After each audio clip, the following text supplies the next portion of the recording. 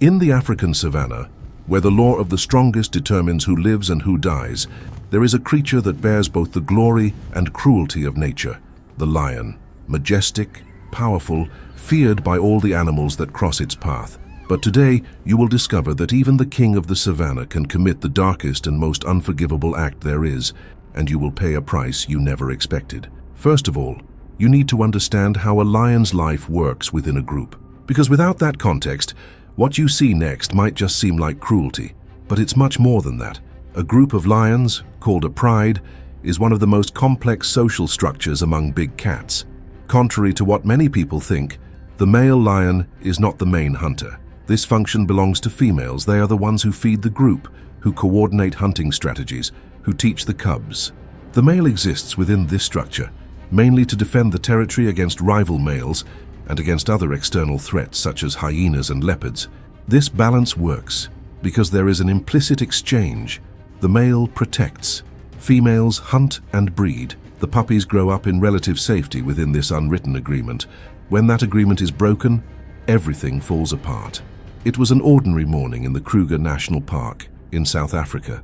The sun was beginning to crack the horizon with that golden light that makes the savanna look like a picture painted by God. A coalition of lions had dominated that territory for almost 3 years. 2 imposing males with dark and dense mane, clear signs of strength and maturity. They controlled a group of 6 lionesses and a total of 11 cubs of different ages. Life in the group seemed balanced. Lionesses hunted together, shared food, and took care of their cubs collectively. The puppies grew, played, learned. It was the image most people associate with a healthy pack, but something was about to change, and it would change in a way that would leave even the most experienced researchers speechless. It all started when one of the dominant males, the oldest in the coalition, began to show signs of instability.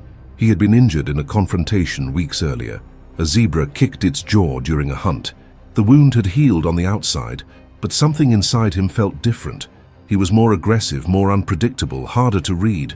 The lionesses noticed. Animals are masters at capturing energy, at sensing when something is wrong. They began to keep the cubs further away from him, subtle, almost imperceptible to the human eye, but it was happening. And then came the day that no one expected. It was late afternoon. The heavy heat of the savanna was beginning to ease. Most of the adults were resting in the shade of an acacia tree.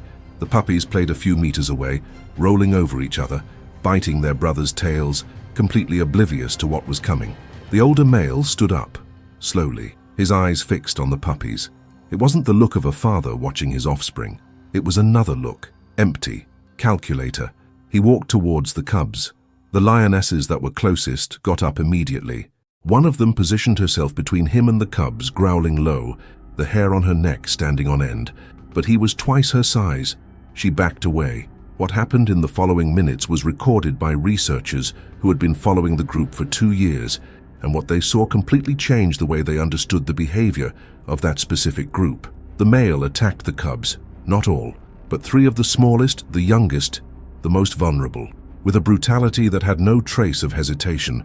You need to understand that from a biological point of view, there is an explanation for this behavior.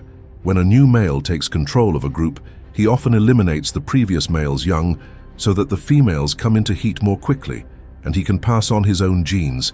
It's called infanticide, and it's documented in lions, bears, primates, and several other species. But this case was different.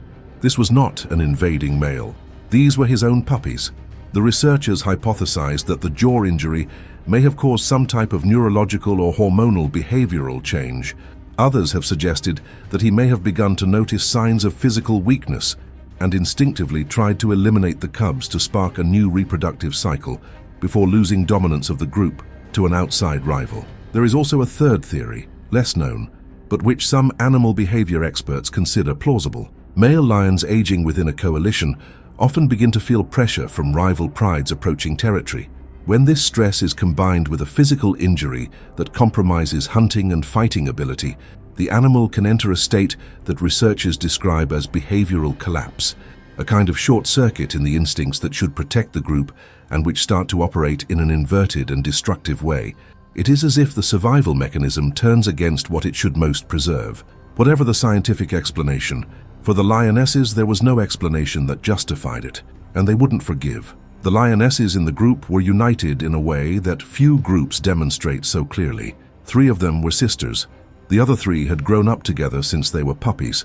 They hunted in synchrony, communicated with subtle vocalizations that researchers were still studying, and when one of them was in danger, the others responded without hesitation. When the male attacked the cubs, 2 lionesses who were sleeping further away heard the cubs' screams and came running. What followed was one of the most intense scenes ever recorded by that research team. The 6 lionesses gathered together, not in a chaotic way, not in a panic, in an organized way, coordinate. As if they had communicated in a language that humans cannot yet fully decipher, they surrounded the male. He was bigger, he was heavier. In an individual confrontation, either of them would have little chance, but together they transformed the dynamic completely. The other male in the coalition, the youngest, stood at a distance and watched. And here's a detail that the researchers found extraordinary. He didn't intervene to defend his partner. He stood still, as if he knew what was happening was fair. The lionesses advanced.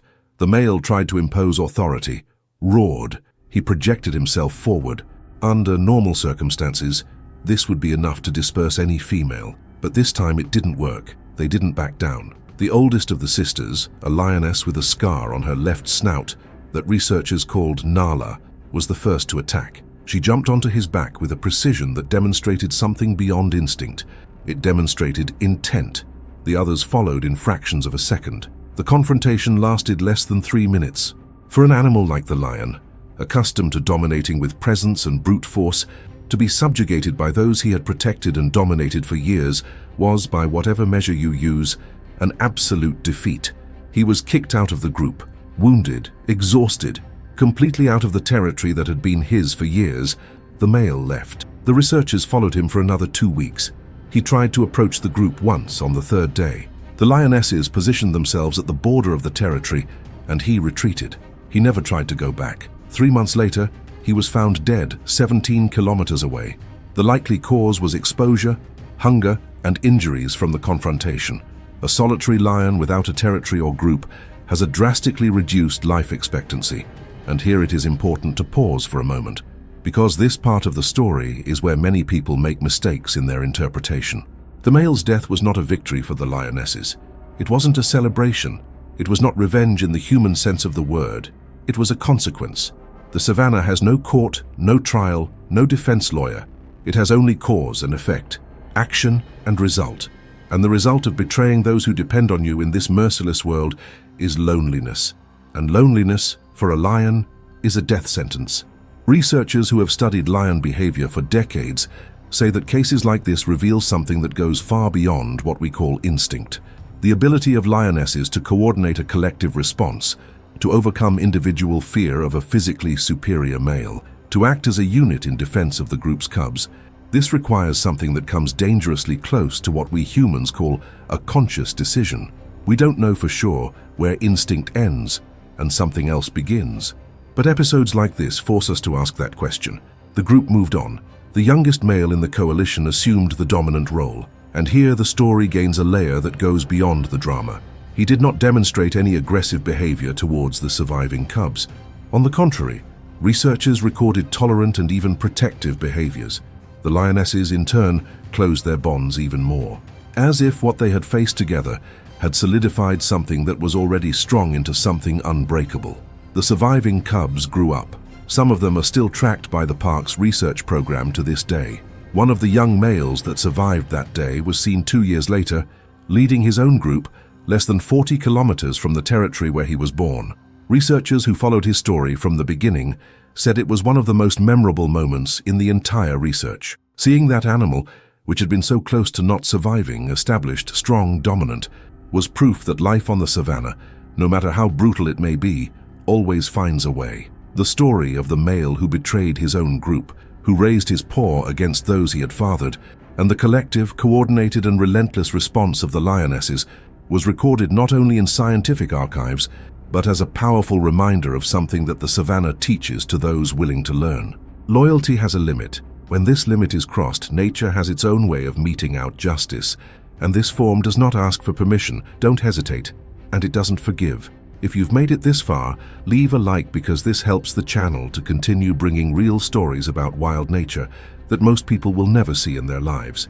Activate the bell so you don't miss the next video. And comment below. Do you think the male acted on instinct or was there something else behind this behavior? I want to read your opinion.